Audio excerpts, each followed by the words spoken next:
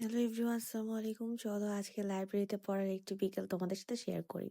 বাসা থেকে জলদি বের হয়, স্টার্টিং ক্লিপ নেওয়া হয়নি। এটা হচ্ছে আমাদের লাইব্রেরি। এখানে দুইটা ভাগে ভাগ করা আছে। আজ আমি এই পাশটাতে পড়বো।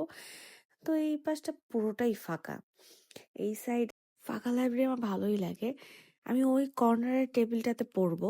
কর্নারে কনসেন্ট্রেশন ভালো হয়।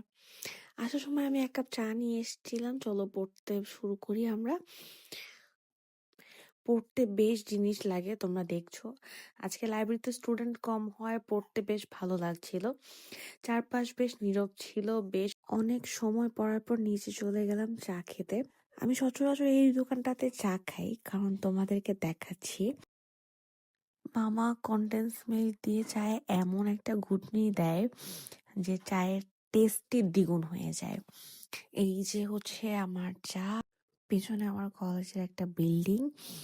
তো আমি চা নিয়ে চলে এসেছি উপরে। চা খেতে খেতে আমি কিছু একটা ভাবছিলাম।